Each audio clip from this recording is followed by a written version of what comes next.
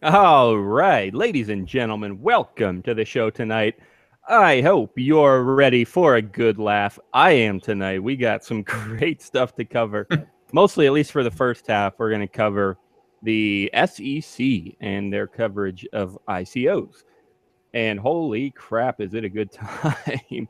I still can't get over it. It makes so, if you can see my screen on the video version, this is the place to be tonight. This is you and btc.com/live.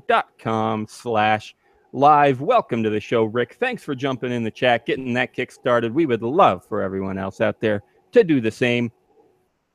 That is on this landing page for tonight. We also got our show notes. These were actually some of my favorite show notes to write. I got a little screenplay or something there for you at the beginning. Principal, do not bring your cellular devices to school. Class, LOL, okay. That's, yeah, well, we'll get into what all that means and why I think the SEC sounds like my high school principal, which is the title of tonight's show, episode 185. We got more show notes there, though, a little bit about some other stuff we'll cover, links to the stories that we're going to cover. Tweet buttons. You got to use the tweet buttons. Tweet us at you, me, and BTC. And at the bottom, another great one. We got our poll. We already got some votes rolling in, and we will remind everyone to get over and do the same. Hey, something I don't always remember to mention, the poll is open all week long, at least whenever I remember to switch it to 7 days.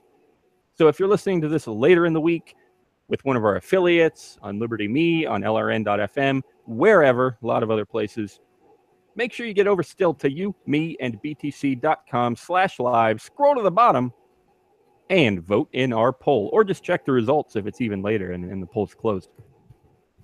I am Daniel Brown, and I am here with Zach Vol, and hopefully Tim later.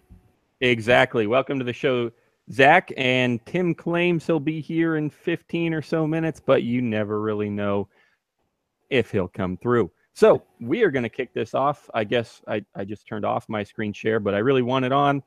For our first story, this is an investor bulletin from investor.gov. I'll go ahead and read the first paragraph here. It's kind of an overview. Developers, businesses, and individuals are increasingly using initial coin offerings, also called ICOs or token sales, to raise capital.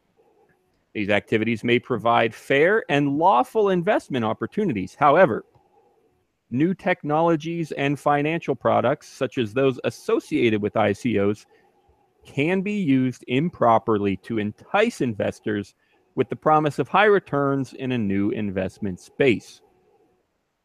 The SEC's Office of Investor Education and Advocacy is issuing this investor bulletin to make investors aware of potential risks of participating in ICOs. So that's the best part of it all. They say it's all to keep you safe. Look out for these potential risks and, promises of high returns that probably aren't true. That's how they're billing it. That's what they're pushing is, we're keeping investors safe. And they go into the DAO and how the DAO got hacked. And I actually read most of the official PDF report, which is way more technical than this bulletin. But yeah, they are out there to keep you safe. But don't forget, ICOs may be securities and subject to our securities laws. That's what made me laugh. They don't say it too directly, but the main thing here is they want to govern ICOs. And I think it's hilarious because I think it's never going to happen. Zach, what do you think about this? I know you saw it rolling in on Twitter and a lot of funny stuff going on. Some people laughing, some people cheering, some people that's kind of what the poll is about tonight, which is why you got to get over there and vote. Yeah. Are you going to cheer because they're, ICOs are scams and the SEC needs to watch over them? Or I'm cheering actually too, and I'll explain more about this later. But in a way, it feels like we finally achieved a degree of freedom, which is ironic because they're saying that they're going to govern it, and it makes me feel more free. And I can explain that shortly. Or there's other people that are upset and saying, well, so much for ICO innovation, it's done now. What do you think, Zach? Where are you at here? So I have a couple thoughts. First, I think one of the best things that I've read. My tabs are all over the place here. Let me throw on screen share real quick. All right. Just so you can see it. If you don't, here we go. I'm following now or sharing now, I think. If you don't follow Peter Brito, he's the executive director of the Coin Center in DC. If you don't follow him on Twitter, I would recommend doing it. He's a very knowledgeable, level-headed, cool-headed voice perspective on all things blockchain cryptocurrency. And he tweeted out this article. This article from American Banker. SEC report may put an end to the ICO boom, in which it calls the ICO situation right now the Wild West of blockchain-powered finance, which I don't think is really an exaggeration. Sharing all sorts of shit. Okay. And so I'm not necessarily cheering that the SEC released this. I think it's important to remember the SEC doesn't have any power, really.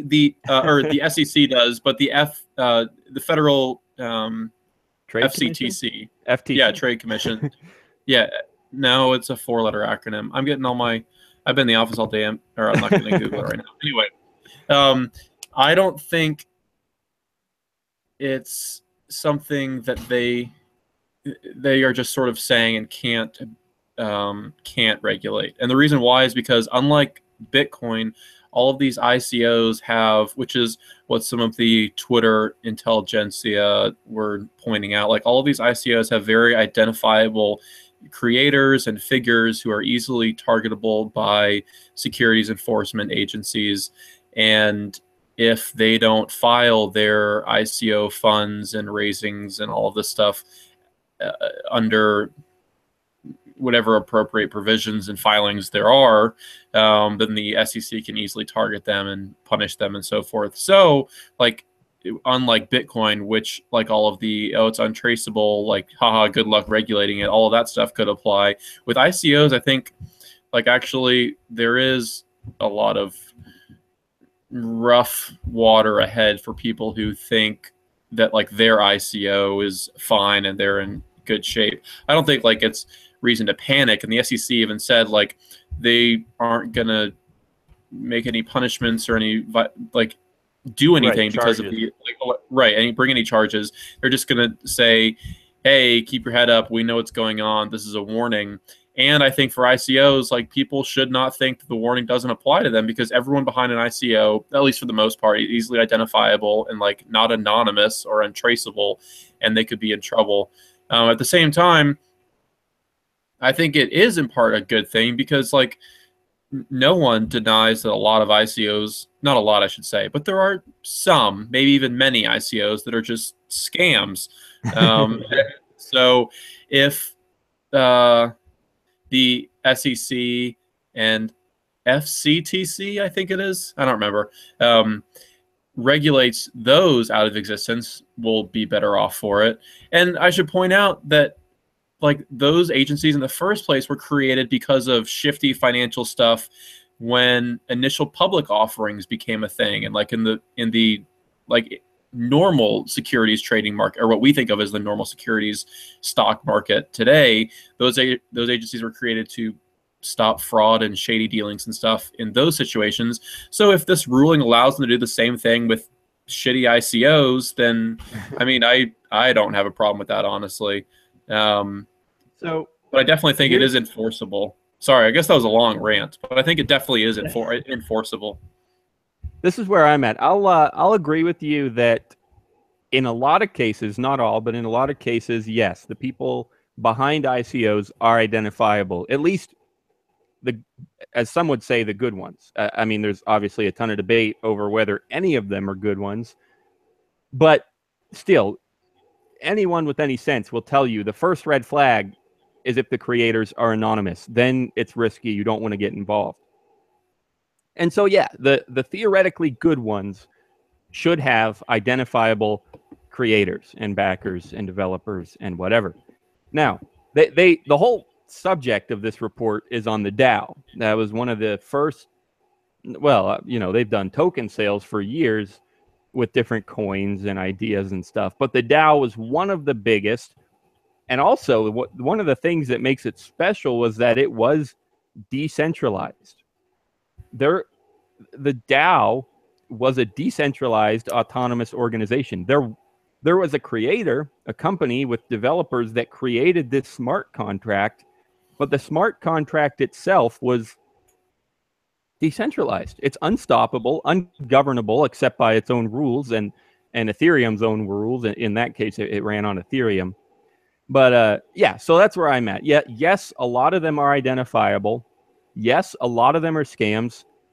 Sure, if the SEC succeeds in stopping a scam, whatever. I mean, I'm not going to say that that's not a benefit. But I will say that if this kind of decision and ruling and regulation was successful, I would say that the negatives would outweigh the positives, because I think there's all kinds of negatives with all the filing requirements and all the paperwork. You need a ton of money to get registered as a whatever security. I would say that those negatives outweigh the benefits of stopping a few scams. With even that said, the reason I'm still cheering, even though I think it would be more bad than good if they were to regulate, the reason I'm still cheering is because, holy frick, nobody cares. Like, nobody in the ICO space is going to be like, well, I say nobody. That's probably hyperbole. I'm sure there will be plenty of people. And I don't know, maybe it will force more people to go anonymous. Maybe it'll lead to even more scams, because people are going to have to stay anonymous to make ICOs happen. And then it's going to be easier for them to run away with money. That's just an idea. I don't really know. But still, I'm cheering only because I think it's hilarious. Like I said, I'll explain this story now. It sounds to me like the SEC is my high school principal walking into class with this super stern warning. Guys, you're not allowed to have electronic devices in school. Do not turn on your cell phones while you're here. And literally, like, the entire class has a cell phone, like all but like 2 people. And all but 2 of those people are using their cell phone on a regular basis. You know, maybe not obviously, but you know, under their desks or in between classes. I'm sorry, I don't mean to disrespect my principal necessarily. Maybe I do. You never know. But I'm sorry. Like, you're not going to do it. You're not going to succeed. You can make all the stern warnings you want. Nobody freaking cares. And that's why when I read this about the SEC, I know I'm still a tax slave. I know I still pay like whatever $100 a day just to work. Yeah. But it's freaking hilarious. I feel so much more free because I see how obnoxious and uncontrollable the SEC is, and I see how little people care, and how ICOs are still going to happen from what I would expect. Well, here's a scenario that I think could be likely. I don't, to like what degree, I don't know. But you pointed out that ICOs could become more anonymous, which could make them more risky, or at least we just know less about them. Because let's say the SEC, and it was the I don't like using the R word, but I'm just acting. My brain is not functioning well tonight. I was talking about the CFTC, the Commodity Futures Trading Commission. So here's the scenario. The SEC and the CFTC go after a half dozen ICOs and punish, like bring charges against their creators, their launchers, and so forth for not filing appropriate provisions or whatever, reporting taxes, all of this nonsense. And so the huge ICO world all of a sudden launches into like much more anonymity, and that creates like that. I see that as potentially creating a major disincentive for people to continue to participate in ICOs because they don't know what's going on behind it. And so that shrinks the ICO market. I don't know if that's just sort of like a potential series of events that I see as likely to negatively impact, because I don't think anyone disagrees that ICOs, although some of them are scams, they're all experimenting with a whole bunch of different financial outlays and distributions and tech and all this stuff that's key to like the long-term blockchain currency experiment. But that's a series of events that I see could seriously negatively impact the ICO space. So yeah, that's where it gets tough for me, because like I said, that could happen. It could lead to more scams or less. You know, I had an article in the show notes from Jeffrey Tucker saying it's going to stop ICO innovation. And yeah, I agree with you. That is a real possibility. They could. That's what regulation is. It shuts things down, and it prevents people from doing things. It's like the definition of regulation is you can't do X, Y, and Z, and that necessarily stunts innovation. I would agree with all that. And yeah, unfortunately, it's going to happen to some extent in Bitcoin. I guess the reason I would say that the reason I would say it doesn't bother me too much is just because, at least in this case, it's not going to be nearly as bad because of Bitcoin. This is what we've been saying for years, and now we're seeing it in action. For years, we've been ranting about the benefits of Bitcoin and the privacy that it brings you, and now we can see why that matters. Because when you're going to do an ICO, you need privacy. If they're not going to like it, then you need to have a way to do it anyway. So I agree. Bitcoin is still not perfect. And yes, the government still is going to regulate Bitcoin and ICOs. They're going to do their best. They're going to make laws, and some people are going to follow those laws. But the reason I'm still cheering is because compared to any other kind of regulation, Bitcoin is the least susceptible to this kind of stuff. And you're right. I'm still a tax slave. I'm still not completely free. But this is the best that the world has ever seen. And it's all because of Bitcoin. It's all because of that privacy that Bitcoin offers. And the regulation is going to be effective, but so much less effective. And here's another thing. It's not just less effective because Bitcoin is private, or at least can be private. It's less effective because everyone uses it. Not everyone, not a lot of people don't use it. But there are so many people participating in ICOs. Like that alone, even if they were doing ICOs with dollars, it's so common and so regular and so popular, even if some of them are bad, which I'll get to in a minute because Rick asked in the chat. But still, that's another thing that's a benefit here is ICOs are so wildly popular and all over the globe with poor and rich participants. And that makes it unstoppable itself, regardless of Bitcoin, which helps a ton. But that alone is decentralization with people all over the globe participating, rich and poor, here and there, across borders. That alone makes it so hard for them to stop. And that makes me proud that it is hard for them to stop. Yeah, sure. If that makes sense. No, yeah, that totally makes sense. Yeah, I had a thought, but then I forgot it. I don't think at all like the SEC memo will like kill ICOs off forever. And I think ICOs are important. Like there were some articles floating around on some of the accounts I follow saying how like, well, it was like it might as well have come now rather than later because all altcoins are just useless. Bitcoin is the perfect coin and got everything right. And we don't really need altcoins at all. They're just like they'll inevitably go to zero. They're useless.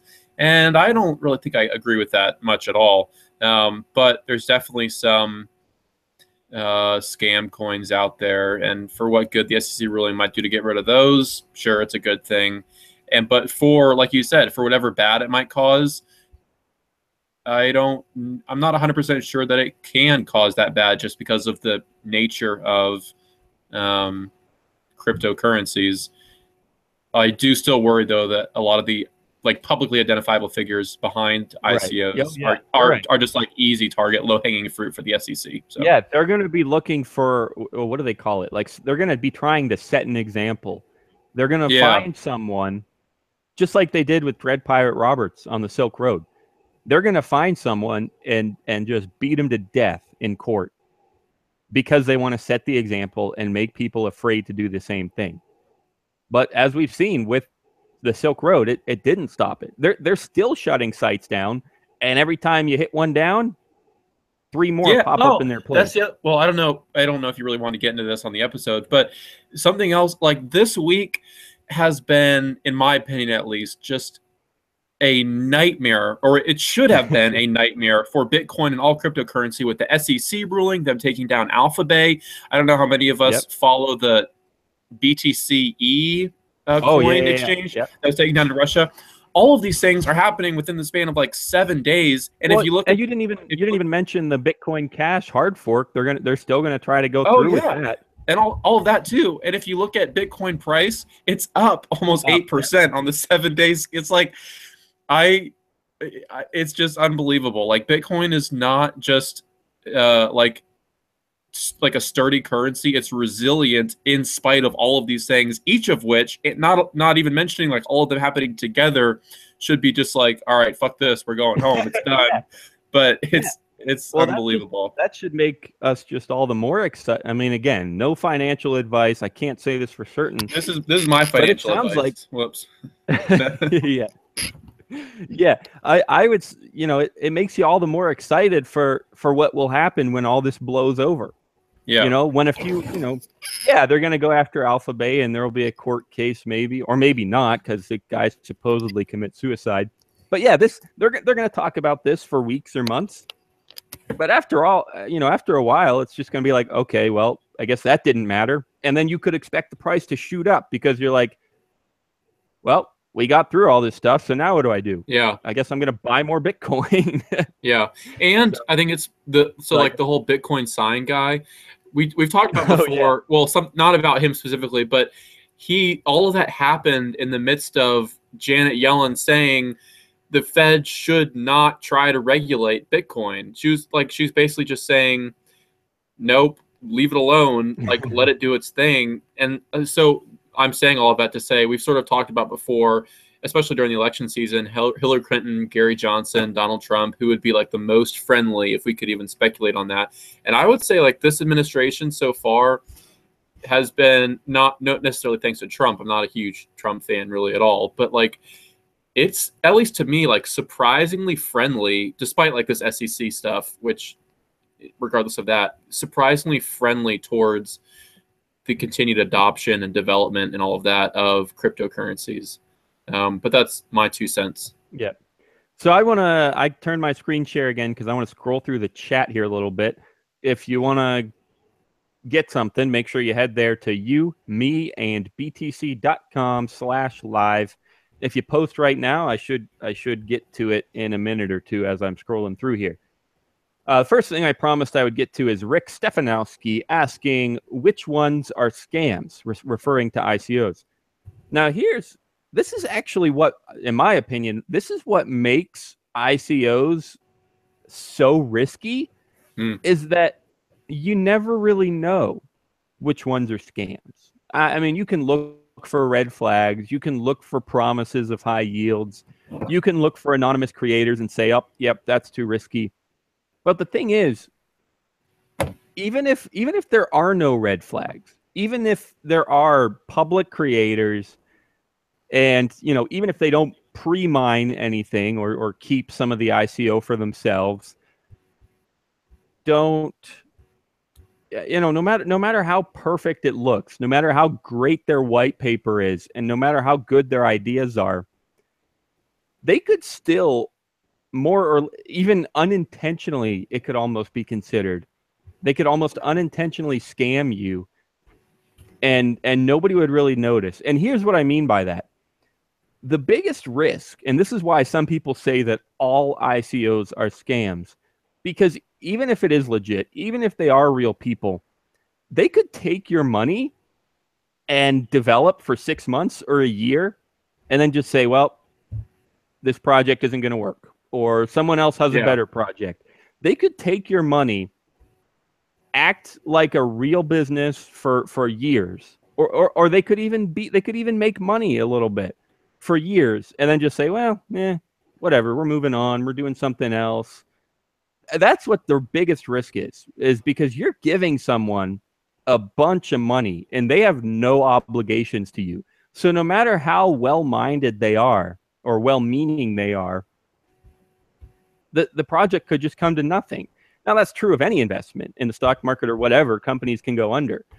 But it's just with ICOs, they're almost incentivized because there's not much regulation. They're almost incentivized, at least, as some people would say. Again, I still have some respect for some of them and have some interest in some of them. But a lot of people say that they're all scams because the creators are almost disincentivized to actually develop what they promised. It'd be more profitable for them to just say, oh, it's not working out, and then they'll run another ICO for some other project or who knows what. Yeah. So that's why some people claim they're scams. Now, you asked specifically which ones, Rick, and that's the thing. I can't really tell you. I don't know which ones are. Well, first of all, I don't follow a ton of them. But yeah, most of the time, you don't really know if they're scams. They could go on for a year and then go under. And even then, like, was it a scam or was it just a failed project? You never really know. So Yeah. I can't tell you which ones are scams. In the case of the DAO, which is what this report is all about, it's all about the hack. And that's another serious risk. Yeah, not necessarily a scam, but yeah, you got to worry about hacking too. And try to be careful with that. All right, still scrolling here. Mr. Hires says, I put more blame on the lottery chasers who blindly gamble their money. Now, I'm assuming that he's referring to ICOs, people who put a bunch of money into ICOs essentially as gambling and hope for big returns. And he's saying it's their own fault. And I would generally agree with that. Like, it's your own responsibility to know that an ICO is risky. I'm not saying you shouldn't necessarily invest, but yeah, if you lose your money, a lot of the blame is on you. Like, that's your money. You got to be careful with it.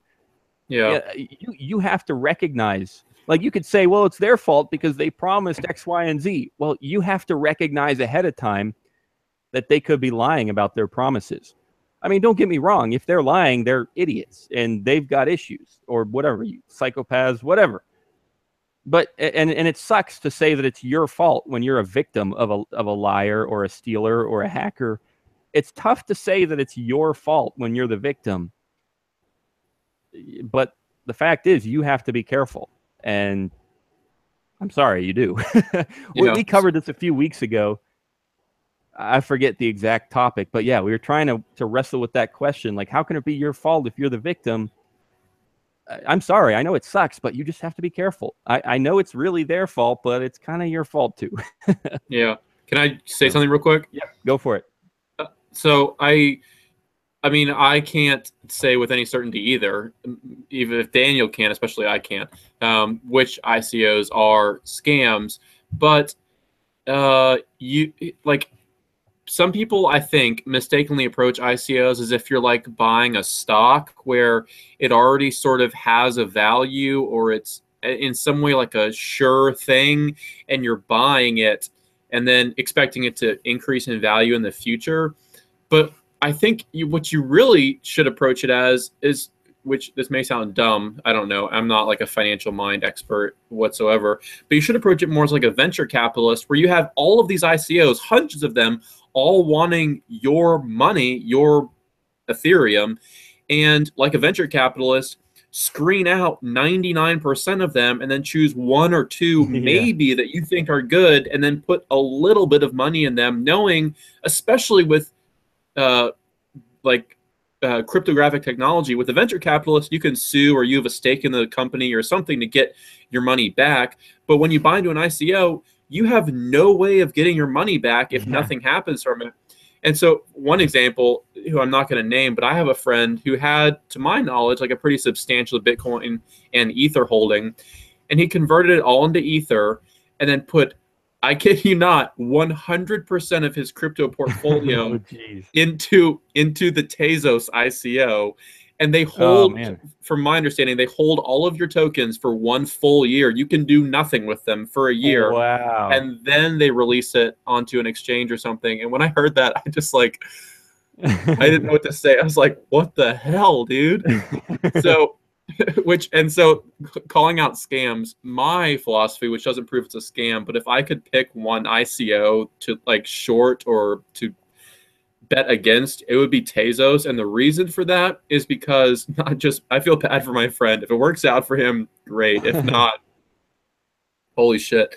But there's like the idea that if everyone is screaming buy, you sell. And if everyone's screaming sell, you buy. And everyone is throwing, well, past tense because the fundraiser ended. They threw money at Tezos. Like it had the highest ICO fundraising ever.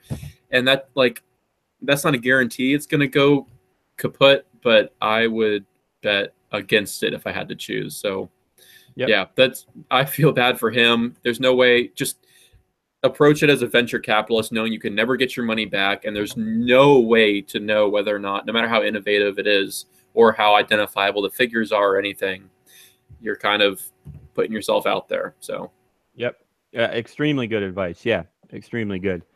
Just to wrap up the chat here for now, we got the 21 million club. Welcome. Thanks for joining us. Mr. Daniel Marino. I don't know why. I think he's called me that before. I'm not really sure who that is or why he calls me that. But how's it going tonight? It's going great. We are doing a live stream, and we got a great audience out there. So thanks for joining us. Also says F Trump, and approach an ICO like a dice roll. You never know. Or like a box of chocolates. That's true. You never know. Rick says, your friend will probably 5x his money, LOL. Tezos should be valued higher than IOTA and EOS. That's what people say. They say like Tezos, and then Bancor is another big one. They say like, oh, these are going to be blockbusters. Like, just wait. And like that he'll 5x or even 10x his money. You couldn't, well, you might be able to pay me, but you could not convince me in any way to put 100% of my Bitcoin and Ether into one ICO and then say, oh yeah, don't worry, we'll hold it all for 12 months and then you'll have all your money back. No thanks. Even Steam, it wasn't, well, maybe they did do an ICO, but Steam is like a social media platform where you get paid to post stuff and upload stuff. And one of the things that people said, and they still exist, but one of the things that people didn't like about it was that, I don't know the specifics, but whenever you moved money around, it got frozen for X weeks or whatever. And it was like Steam Cash and Steam Gas and who knows what. But yeah, I would call that a pretty decent red flag where they're going to freeze your money. That's what I thought. Yeah, exactly. Yeah. I mean, it's tough because, sometimes there's often a legitimate reason to freeze investments because you don't want people to be putting money in and out like constantly. And you never know how much investment capital you're going to have because the investor could take it out at any time. So there is something to be said for freezing investments for X months, especially if you're open about it. I mean, if you're open about it, who gives? I mean, at least people know then. But at the same time, it is kind of a red flag because, oh crap, they're just going to keep your money for a while. So again, it's a dice roll. You got to be careful, do your research and all that stuff. Yeah, Mr. like Hires no risk. Oh, sorry. Go ahead. No, I was just saying no risk. Like just because it's risky doesn't mean it's wrong. You just have to hedge against the risk. And like my friend going all in on Tezos, no hedge there. So yeah, that's a real good proverb. Just because it's risky doesn't mean it's wrong, but it's still freaking risky. So Mr. Hires says holding alts is crazy risky, but yeah, not necessarily wrong though. And NY Cartoon says, sorry I'm late, guys. That's all right, dude. This is recorded. You can catch the beginning anytime you want. Rick Stefanowski says, in Steam, you could power down and freeze your money if you wanted to stake it and get returns. You do not have to do that. Steam did not do an ICO. So yeah, I didn't get the facts exactly right, but that's what I heard is freezing money, and I heard some people didn't like that, but it is what it is. So okay, what do you think, Zach? I still don't know where Tim is. Friggin' idiot. Screw him. But I guess we're pushing through here and could probably jump on to our next topic. Are you ready for Bitcoin Cash? Hell yeah. I guess before we get into it, I'll let you open it, Zach, and kind of explain what's going on, at least to your knowledge. But before we do that, Okay. I'll toss out one more reminder, guys. This is the place to be once I get my screen share going. This is you, me, and BTC.com. This is where the video is. This is where the chat is if you want to ask us anything, and we'll try to do our best to get to most of it on the show. I think we do a pretty good job of that most of the time. We got show notes here. Like I said, these were some of my favorite show notes to write. I was just kind of joking around about the SEC and my high school principal giving stern warnings, and everyone laughs in his face. And we got some links here to the stories we're going to cover. Hey, this is one I don't get to nearly enough. There's our Patreon link here. It's you, me, and btc.com/feed us. If you're not going to click on this one, that's how you can get there. We could really use some Patreon supporters. You know, we've had it for several months, but I'm going to go ahead and commit to beefing it up. I'm gonna make sure we got some good content there. I'm going to make sure we got some patron-only content coming out. And the reason I want to do that is because it is one of the best platforms for supporting anyone and getting perks. So I'm going to go ahead and on the air, I'm going to go ahead and commit to building that out a little bit better than it's been built out. We'll list some goals, some special stuff we'll do if we reach X dollars per episode. That's how it works. If you don't know, you can commit any amount per episode. It could be $1, it could be $10, whatever you feel comfortable. And that'll go to us to support the show, to make it possible, and to reach our goals so that we can make more content, more patron-only content if you want to get those perks. So, yeah, this is it, guys. I'm committing to building that out more. So make sure you check it out if you're interested. That's at you, me, and btc.com/feed us, because we gotta eat, and you can help us do that. And anyway, finishing off here, we got some tweet buttons. Those are great things to use. And we got our poll for the night. This is, I'll go ahead and read it here. This is the SEC says ICOs are securities. That's the premise. The question is, what are your thoughts? A, that's great. The SEC has to end scams. Or B, innovation via ICO is stunted now. All right, they're regulating it, so ICOs can no longer innovate as much or as easily, and that's a problem. Or C, hey, I'm freaking cheering. This is anarchy. We are finally free because they are trying to control us, and it's very clear that they cannot control Bitcoin. Have we finally achieved a level of freedom that the world has never seen before?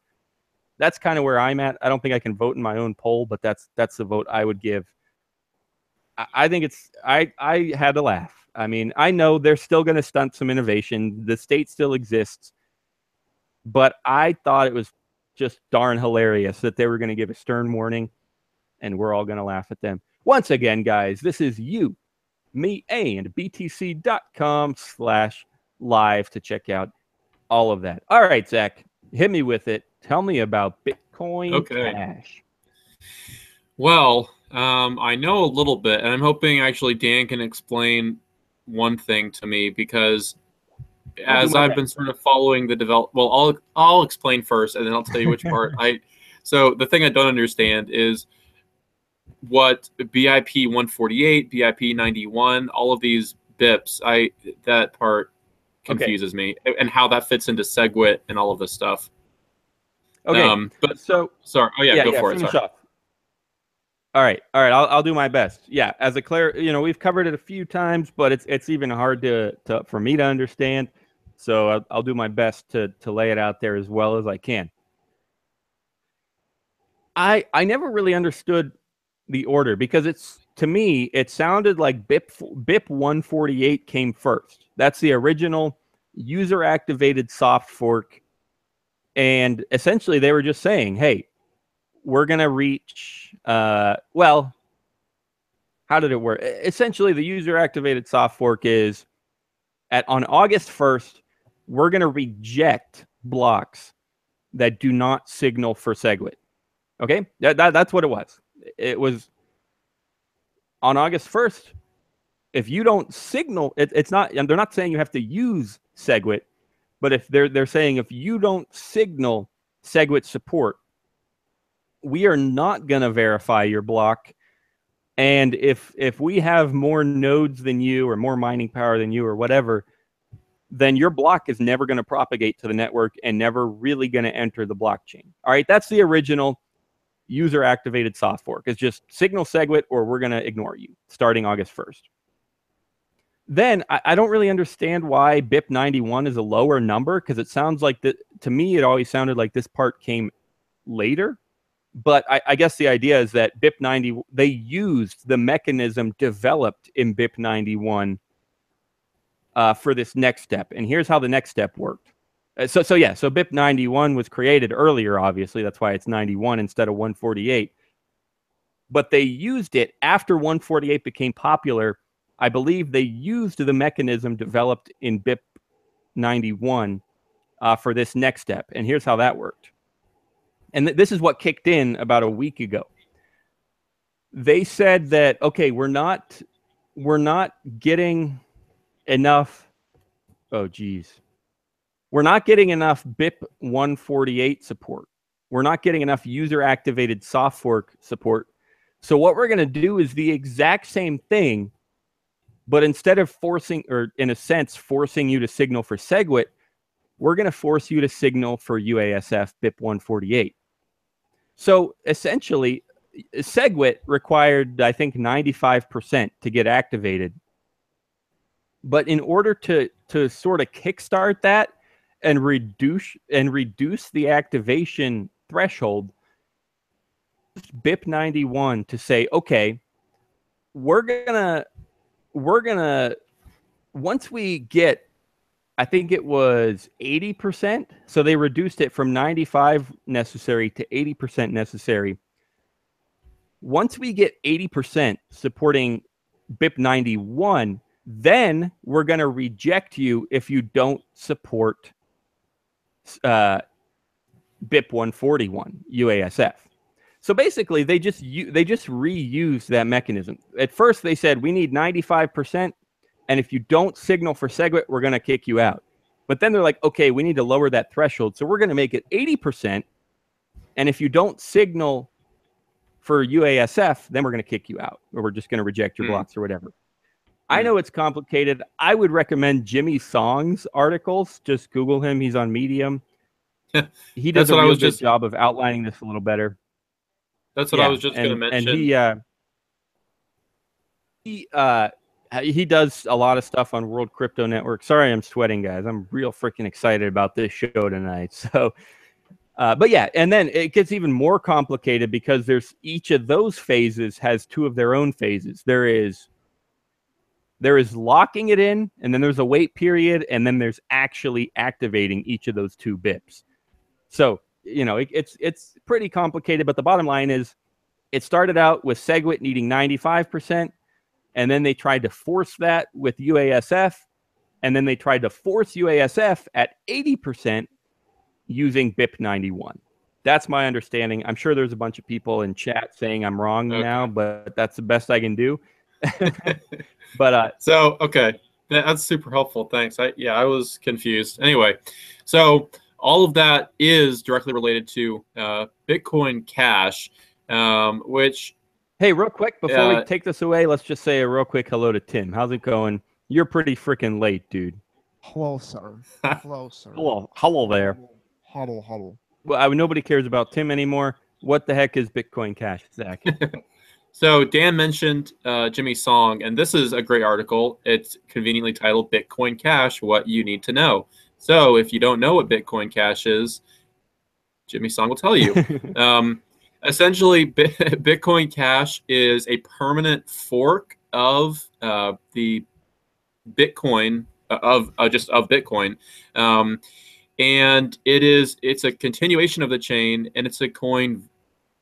Because it's a fork, very similar, obviously, to Bitcoin, the original Bitcoin, BTC. It's a peer-to-peer electronic cash for the internet, all of that stuff, and it's seeking to be. How did Jimmy? Well, we don't need to quote him. It's just trying to improve blocks or transaction capacity. Essentially, is the point of Bitcoin Cash, and its strongest advocates, from what I can tell, shit, I just forgot the second guy, but Roger Ver, who was pivotal like early on. I mean, he's just like a big influencer in Bitcoin cryptocurrency circles. He strongly supports Bitcoin Cash, as does one other. I could be wrong, but from my understanding, well, Roger Ver definitely supports big blocks. Nobody's questioning that. I mean, I don't even want to get into it because it's such a big deal, and a lot of people hate him for constantly tweeting about big blocks. Hate him. Yeah, yeah. But from my understanding, maybe even just from this article, from my understanding, he actually doesn't quite support. Oh, here's what it was. First of all, Roger Ver owns Bitcoin.com, and right. Bitcoin.com has a mining pool. And in this case, in Bitcoin Cash, he doesn't actually fully support it. He supports SegWit 2x. He finally caved and gave into SegWit, but he supports, for the moment, 2 megabyte blocks. And actually, his project was Bitcoin Unlimited, which could eventually, or whatever, have bigger blocks. But in the case of Bitcoin Cash, my understanding is that Roger Ver does not necessarily support it, but he's going to give his pool users, the miners that are using his Bitcoin.com pool, he's going to give them the option to choose whether they want to mine on Bitcoin Cash or mine on the original Bitcoin. So my understanding is that he doesn't fully support it, but he's open to it, and he's going to give his users the choice for now. Oh, okay. And then eventually, he said, I think it was him, there were some people that said, if the 2x part of SegWit 2x never happens, if we never get 2 megabyte blocks, then we will fully back Bitcoin Cash, which actually has 8 megabyte blocks. But yeah, so that's what he says, is he doesn't fully support it at the moment. He's going to leave it up to his users.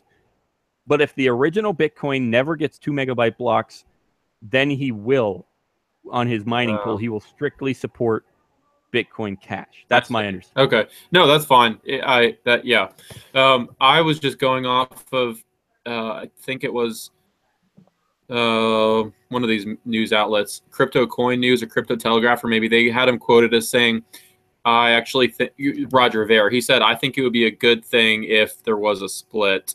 And then he goes on to talk. So he doesn't like necessarily say, oh yeah, Bitcoin Cash, the way to go, I guess. But he's obviously is for bigger block size and all of that stuff. But so Bitcoin Cash, we've talked about this 100 times before too. If you put all of your current Bitcoin Classic, I guess is what it's called, Bitcoin Classic, BTC, in cold storage after August 4th or 1st, if there's the split, you'll obviously have however much you held previously in Bitcoin Cash, Right. which leads to an interesting situation of what many people think is just like a helping of free money. Like you get double your holdings essentially. And for people who think Bitcoin, well, some people think Bitcoin Cash is going to the moon now too.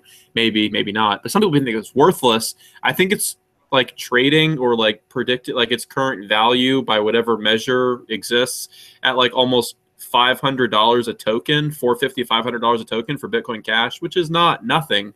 But I think as soon as like the fork happens and people get however many tokens of Bitcoin they had in Bitcoin Cash valued at maybe $500 a token, maybe more, they'll just dump it and cash out, which will kill the value. So.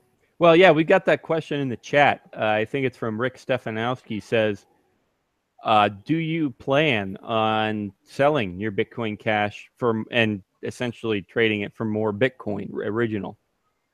And sorry. I was just going to say, like, I haven't officially decided yet, but yeah, I'm super tempted to. Even right now, they're trading Bitcoin Cash futures via BTC. That's what it is, yeah. And yeah, I am totally tempted to just sell all my Bitcoin Cash. And because, well, shoot, like, yeah, I'll take $500 per Bitcoin plus what I already. That's the thing. Because of these futures, your Bitcoin are actually, assuming this hard fork goes through, I don't know all the terms on via BTC and what will make the futures, valid or invalid. But assuming the hard fork kicks in, every Bitcoin you have right now is worth the current $2,700 price plus the $500 for Bitcoin Cash. So in a way, right now we're at 3,200, maybe round down if whatever. We're at like $3,100 per Bitcoin. That's an all-time high right there. Yeah. So here's my thinking, because I think you'd have to be insane not to want to cash out on free money. But here's my thinking. Everyone who has Bitcoin and puts it in cold storage is going to have BTC, and everyone is going to want to cash out on it. So this is not official investment advice. This is just my thinking.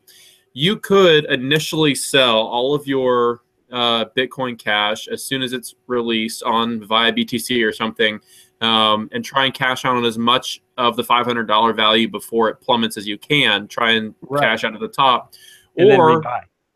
Right, or then rebuy. True. Or in my case, I am more tempted towards just holding, even though I know the price is going to plummet as people do this, what I would think is option A, cash out immediately. I'm just going to hold Bitcoin Cash the same way I would hodl Bitcoin Classic until, which is what I'm envisioning, the price is going to plummet, and then people are going to buy and then rebound again, and that is when I can sell, knowing that it's not going to plummet. But I mean, honestly, who the hell knows what's going to happen? I just think everyone is going to sell. Price is going to plummet, and I don't want to risk selling the coin the first time around for blood after the price plummets, and then everyone buys. And like Roger Ver thinks that plenty of websites who run on Bitcoin Classic right now are going to pick up Bitcoin Cash, which means people are going to use it. The value will probably go up, and so after it initially tanks, maybe I'll buy some more. Maybe I'll just hold what I get after the split, and then I can sell and get free money. So that's not official investment advice, just my thought. All right, so Tim, I know we're actually pretty close to the end here, and I think you said about 3 words. So yeah, thanks a lot. 2 of them were but yeah, I got to get some opinion from you here. What do you think about Bitcoin Cash? If you don't know, it's their plan. They did decide to go ahead with a hard fork, a slightly different group than the original user-activated hard fork group. But yeah, so they're going to go through with a hard fork, at least try to. And they're trading already. They're trading futures for this Bitcoin Cash at about $500 a pop, 475, 450, I don't know. So, yeah, what do you think, Tim? Would you cash out ASAP your Bitcoin Cash? Would you hodl your Bitcoin Cash? Where are you at here? How long has it been out? Like, how long they've been selling just it like for? Just like a day or two, not much at all. I'd probably hold for, if I had any, which I don't, I'd probably hold for at least a couple days. Well, no, that's the thing. You do. If you have Bitcoin, oh, yeah, you were saying that. You have Bitcoin Cash. If you're holding it, it's going to split into both. Okay. So anybody that has Bitcoin needs to make this decision, whether they're going to cash out now, later, or never, whatever. So what would me by saying I'm going to cash out on the Bitcoin, I would give somebody else this, and they would give me just more regular Bitcoin then? Here's what would happen. So right now, until the hard fork actually happens, they're only trading Bitcoin Cash futures. Okay. And from my understanding, what would happen is the only exchange I know of that's currently doing this is via BTC. And the way it would work is you deposit right now, today, before the fork, you deposit 1 Bitcoin into via BTC. They give you 1 Bitcoin Cash and 1 original Bitcoin. Okay. Yeah, we talked about this before, I think. So you can keep the original Bitcoin and sell your Bitcoin Cash for dollars or for Bitcoin or whatever. So that's the question is everyone that has Bitcoin has both. They have original and Bitcoin Cash. And the question is, do you sell or what? I'll probably just still stay with, or I will stay with what I said before, where I'm going to wait for a little bit just to see, because it's just started. I think it'll probably go up at least a little bit, and you could sell it for a little bit more. From the little bit I've heard and I read the article, I don't have any more specific faith in this than something else. It mostly, to me, kind of, like, I guess I'd agree with people saying it just looks like another altcoin.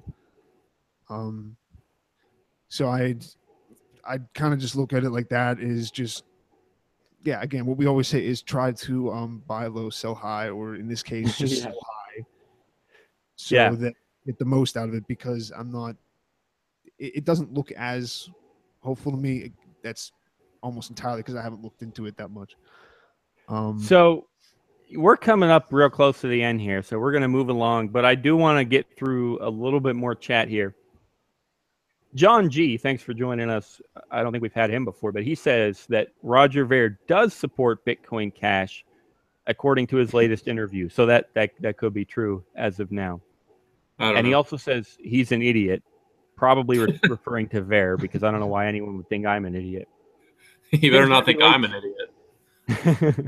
Tim's going to be late to his own funeral, probably. Take that back. Who said that? Who fucking said that? Take it back. Mr. Hire says Ver is a Chi-Com puppet. I don't know who Chi-Com is. China Communications? I don't know. People hate Roger Ver and whoever the other guy is. I don't know why like there's so much vitriol about like, yeah, sure, maybe it's people think it's not the best thing to split, but like, geez, man, it's just, like you don't have to hate the guy. His name's Ver. Like it elicits that response.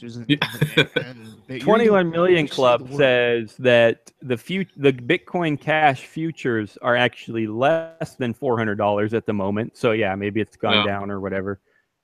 So maybe it'll continue to go down.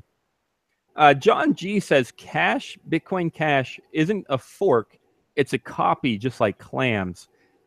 Not really sure where you're going with that. It obviously just depends how you define your terms. I would, at the very least, it's definitely a chain split where you just like a stock split where you get both. It's a chain split where your one original Bitcoin becomes one Bitcoin A and one Bitcoin B. I mean, it's definitely a split. I don't know how you're defining fork, but we all know what it is. It doesn't matter if you say a fork or a split or a copy or whatever. We all know what's happening here, so whatever. Yeah, 21 Million says it used to be $578, now it's $394.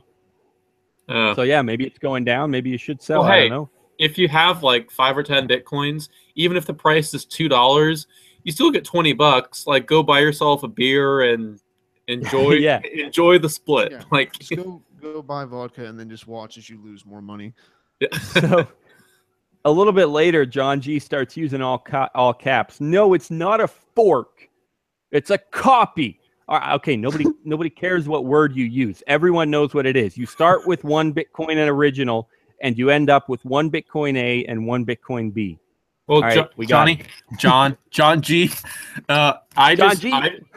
John G, listen up.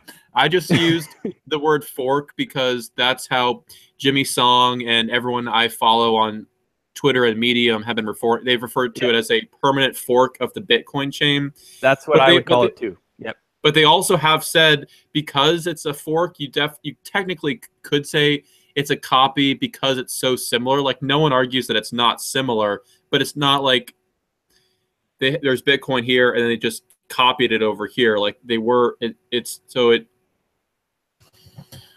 Yep. All right, so we're over an hour now, so I'll quickly go through. John G says again, it's not a fork, it's a trick by Ver and Jihan, who run via BTC. I will somewhat agree with that. Yeah, I don't really agree with the idea of a split. I agree that it's kind of dumb and maybe it's a trick, but yeah. Anyway. Definitely not you. Where are we going here? Just watch the interview of the. I'm assuming he means the Roger Ver interview, and that's about it. Tim said something, but nobody cares. Hey Tim, before we do wrap up, I have to get this out. Did you read? Did you read our show notes for today, Tim, where I talked about how the SEC sounds like my high school principal? Yeah. Okay, so. I won't get into too many details just for privacy's sake, but I do think I think it's worth mentioning for the laughing sake. My high school principal was actually related to Tim, so there is that. He also touched Daniel in inappropriate ways. It's a family secret. Yeah, jeez, wow. Probably. Yeah. So the guy that I think is hilarious, the guy that I think has extremely laughable and minimal influence over his students is, yeah, I'm equating him to the SEC. So he's related to Tim. So whatever that means to you about Tim, I'm sorry, but there it is. What do you think? Real quick, Tim. I know I keep saying real quick, but yeah, real quick. What do you think about the SEC's decision? I got to say this to you because I feel like you would agree, but I really want to know. The reason I kept saying this whole episode, and I sort of told you in our chat, the reason I think it's hilarious and I'm kind of cheering is because, as ironic as it is, like the SEC is trying to enforce regulation here. As ironic as it is, it actually makes me feel more free because I realize I feel like we finally achieved a level of freedom where the SEC or the IRS or whoever has no level of control. We've been saying this for years on the show that Bitcoin is great because it's private.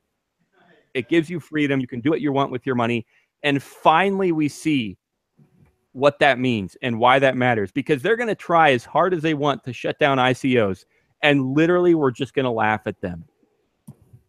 Would you agree with that? Would you agree that this shows that they're acting like, okay, class, you have got to stop that ICO stuff, okay? Does that make you feel good that they're being that obnoxious? It does for me. I like that they still think that it matters at all. What do I think about it? Yeah, I think it's kind of funny. They're like, don't do that, or we might have problems with you doing that. So it's like, okay, so all I have to do to not ever have problems is report it to you. Oh, okay, yeah, I'll probably do that. I will. Yeah, I'm not gonna just mention that I had this, and there's not really anything you can particularly do with that, unless you want to go through my random emails to see how many Dogecoin I bought before, or how many the Dogecoin 2.0 Alpha Bay crypto fuck off coin is doing today, and that's what I traded in. So I guess it's heartening to see them doing this because they still think that it's effective. So I'm not worried about them actually doing anything effective unless this is a cover, which it might be. It's a very deep one. We're like, we're a bunch of fucking retards, but actually we're doing something. But no, for right now, we're just going to tell you not to do it and hope that works.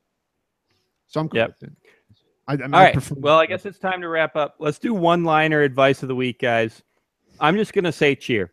I'm just going to say cheer. I think it's hilarious that I think this is it. We finally reached the point where, for years we've said that Bitcoin is free, and now we see why that matters and how it works. That's it for me. That was a little more than one line, but I'm done there. What do you got for us, Tim or Zach? First come, first serve, one-liner advice of the week. Okay, my advice of the week is quite simply, I found a brewery that accepts Bitcoin. It's called Jailbreak Brewing Company. It's in Maryland. I live in Virginia. I used whotakescoins.com and found it. So that's not advice. It's just, have you been there? No, I'm going to though, and I'll definitely fill you in here on the show how it goes. But yeah. All right, Tim, you got one line. Hit us. Perfect day. They made the best loophole ever today. Everyone just become a tranny, then we can no longer draft anybody or anybody's ever in the military, and then the wars will just stop. It'll just happen. If everybody just switches their gender around. That is, I didn't even think of that. Did you come up with that, or did you read that on Twitter? I read somebody else. Yeah, they one of the guys actually from one of the podcasts you and I were listening to, Daniel, said something about that. He's like, it's not a right to join the military. That was one of them. He says it's not a right to join the military. And the other one, he's like, wait, why is everybody complaining? Why don't we just ban everybody from military service? All right, guys, my new name is I don't know, Celestial. Start calling me Celestial. I'm a girl now. Now you can't draft me. Why are you being disrespectful to those who have Celestial name? So you got to start early. You got to really start selling it too. I'm actually going with got to start being my SJW. I already did my time in the social justice corps. Justice can't draft me. That actually, now that I think about it, Tim, that is actually freaking genius.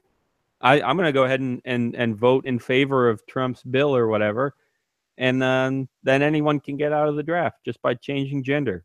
I like that. We'll bring world peace through transgenderism. Exactly. Okay, guys, we got a little bit of one-liner advice from the chat. Oh, where is it here? Well, this is not advice, but NY Cartoon says that must be freaking out the FCC by not being in control. I don't know if that was good grammar, but yeah, whatever. They're not in control. I agree. The Filecoin ICO, this is from Rick Stefanowski. The Filecoin ICO is following SEC regulations and offering the sale to accredited investors only, a first in crypto. All right, that's kind of interesting. It'll be, yeah, like I said, they're going to succeed in some cases. People are going to follow the regulation. And I see that as a bad thing because, you know, when you're regulated, you can't do as much. That's the definition of regulation, is you can't do X, Y, and Z there, and we'll see where it goes. And here's some advice of the week from 21 Million Club, all caps, dump the shitcoin. And he's referring to Bitcoin Cash, I believe. NY Cartoon says beer and BTC equals awesome. Yep. I would agree with that. Guys, have a great week. This has been You, Me, and BTC. Remember, in the meantime, you can find literally hundreds of episodes and audio clips and interviews and articles and tools and reviews and tutorials. All of that is at BTC.com. In the meantime, while we're not streaming live, that's where you should be every day. I have been Daniel Brown, and I have been here with Tim Baker and Zach Full. I'm excited that my internet held up. I was not expecting it based on my first bit of video call before we started streaming, but it looks like it worked out. And okay, one more thing that I don't always say, but I need to remind you guys occasionally. All during this stream, I've been saying head to you, me, and btc.com/live. But the fact is that every week that will change to point to the most recent show. So if you're looking for this one in particular, head to you, me, and btc.com/E185. This is episode 185, so you just go to /E185. And lastly, make sure you head to you, me, and btc.com/feed us, because I committed to building out our Patreon, and I want you to hold me accountable. Make me make it happen. You, me, and btc.com/feed us. Ladies and gentlemen, the music you're hearing right now probably sucks. We'll catch you next week. Have a great week. Good night.